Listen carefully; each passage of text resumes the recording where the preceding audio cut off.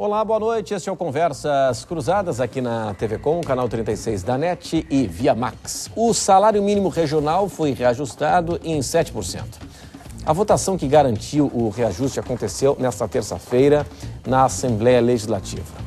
O reajuste partiu de um acordo entre o governo do estado, trabalhadores e empresários. Depois da resistência inicial, setor produtivo e trabalhadores chegaram num consenso. Porque empresários que antes diziam que o salário é definido pelo mercado, agora aprovam a ideia. Qual é o impacto desse reajuste na economia catarinense? São os pontos de partida no Conversas Cruzadas aqui na TV Com, que já está no ar.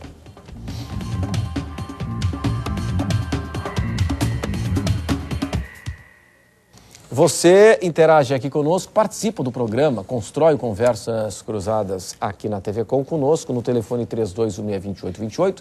Também estamos no e-mail conversas@tvcom.com.br e você participa também pelo Twitter, twitter.com/conversastvcom. Hoje nós estamos na companhia do supervisor técnico do DIEESE, José Álvaro Cardoso.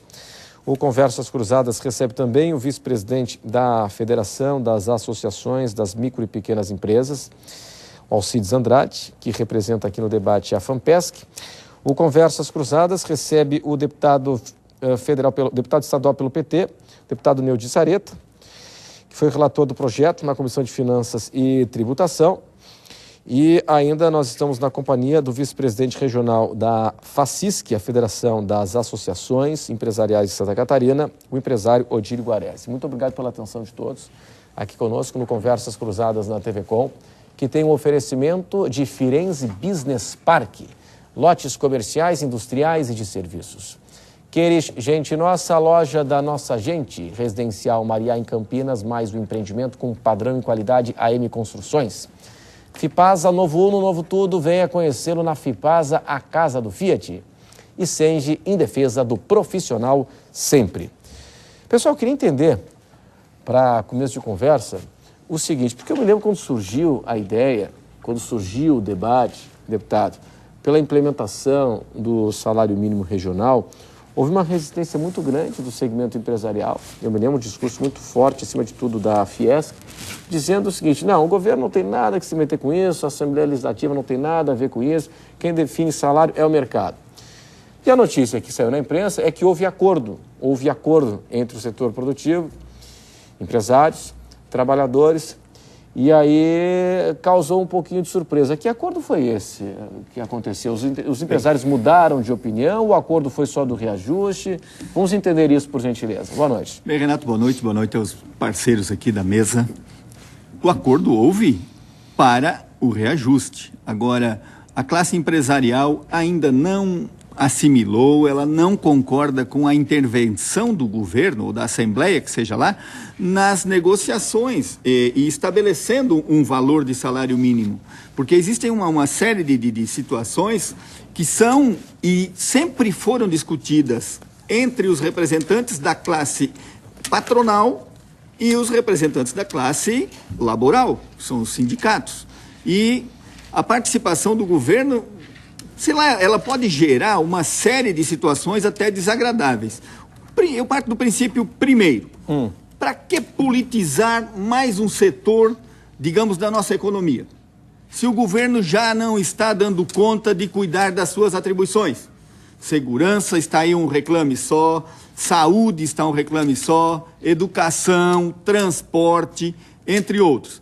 Agora, o governo cuidar de salário, eu acho que não cabe. Cabe à classe produtiva, cabe entre as classes interessadas, que é a classe patronal e a classe laboral. Uma outra situação que nos leva aqui a pensar também, nós estabelecemos um salário único, de norte a sul e de litoral a oeste do estado de Santa Catarina, com uma certa desigualdade que há de custos, de produtividade, de rentabilidade. Onera para muitas empresas que não têm mais condições de assimilar custos, prejudica determinados trabalhadores que poderão perder mercado de trabalho. Enfim, eu acho extremamente complicado. Nós temos sindicatos em todo o estado, gente. Por que os sindicatos não negociam direto com os empresários em cada região? Se cada região do nosso estado há uma situação, regiões mais industrializadas, regiões que trabalham mais com prestação de serviço, regiões onde o comércio predomina mais, regiões de mais alto poder aquisitivo, regiões de menor poder aquisitivo, de maiores empresas, de menores empresas. Em cada região nós temos particularidades. Então, por que generalizarmos? Eu acho que, sem dúvida nenhuma, a classe empresarial não admite, eu diria, a intervenção do governo nesse tipo de situação. Interessante, hein? Porque imagino que a impressão que eu tive foi a mesma impressão do público em casa quando leu a informação nos jornais de hoje de que houve entendimento. O entendimento foi para o reajuste, então, já que no final do ano passado já havia a lei. Então, havia a lei aprovada anteriormente. Perfeito, é um ponto importante, né, a ser observado. Bom, o deputado Neudi Sareta, qual é a postura do senhor, a posição do senhor a respeito deste tema? Cabe ao Estado intervir nessa área? Cabe ao Legislativo legislar sobre este tema? Boa noite, deputado. Boa noite, Renato, e boa noite aos demais debatedores e também aos assinantes. Bom, em primeiro lugar, eu acho que uma notícia de primeira mão, não sei se está na tua pauta aí, mas o STF, o Supremo Tribunal Federal, julgou uma ação que havia, e se não me falha a memória, foi hoje essa decisão, questionando inclusive a constitucionalidade do piso estadual de salários e entendeu como constitucional, portanto, venceu esta etapa de discussão. A tese da legalidade. A tese da legalidade. Para todos os estados. No caso, era um específico uma ação aqui de Santa Catarina, mas, obviamente, valendo essa, acaba criando jurisprudência. Sim. O que tem aí também é que há um artigo da lei que criou o piso estadual de salários, dizendo que na negociação é obrigatória a participação do Estado. E esta parte o Supremo Tribunal Federal julgou inconstitucional. Então, a partir desta decisão do STF, pelo menos isso visto de primeira mão, eu mesmo tive conhecimento da notícia agora, pouco antes de vir para o debate, final da tarde, tem que ser analisada a decisão toda, mas, em princípio, as negociações para futuros reajustes dependerão única e exclusivamente da negociação entre os sindicatos, seja um patronal ou de empregadores. Agora, vamos entender isso aqui de uma forma melhor, então, deputado. Então é o seguinte, nós temos o piso regional para 4 categorias, para 4 patamares, né, de diversas categorias. Bom, e nós temos a escala, né, como a gente falou aqui há pouco na abertura do programa, nós temos uma variação de 630 a 730 reais. Bom, a partir do ano que vem, o Estado ou a Assembleia não legisla mais sobre isso? Olha, a decisão do Tribunal, do STF, o Supremo Tribunal Federal, foi da inconstitucionalidade do parágrafo único do artigo, de um dos artigos da lei, o artigo 2º, onde diz que a participação, a negociação se dará entre sindicatos, entidades de trabalhadores e empregadores, com a participação do governo do Estado. Ele considerou esta participação do governo do Estado inconstitucional. Negociação. Portanto, fica a negociação entre os sindicatos de trabalhadores e os empresários.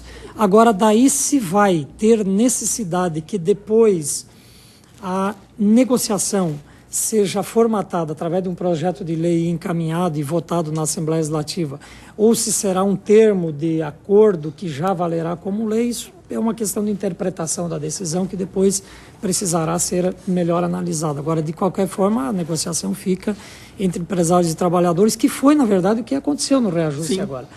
Por que tramitou assim de uma forma relativamente tranquila na Assembleia Legislativa?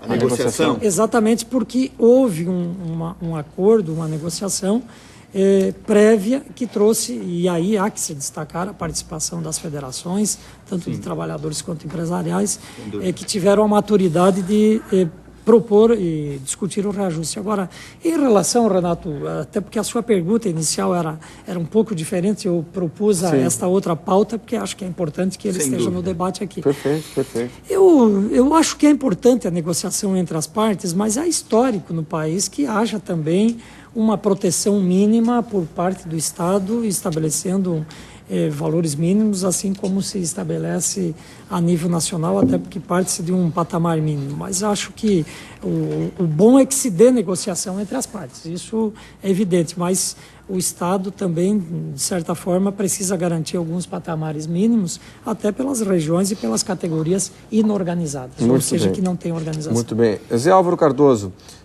o Estado deve intervir ou a negociação é do mercado? Quem define salário é o mercado? Eu acho que nesse caso, sem dúvida, tem que ter intervenção do Estado. Inclusive, eu tenho uma interpretação um pouquinho diferente do deputado Sareta no que se refere ao papel do Estado e da Assembleia Legislativa, do Executivo e da Assembleia Legislativa, no que se refere à continuidade da lei, ao reajuste da lei.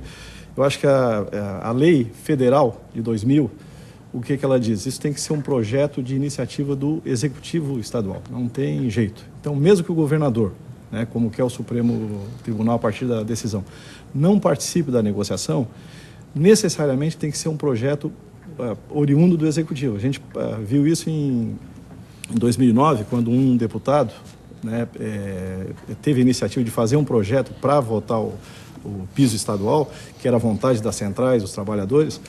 O deputado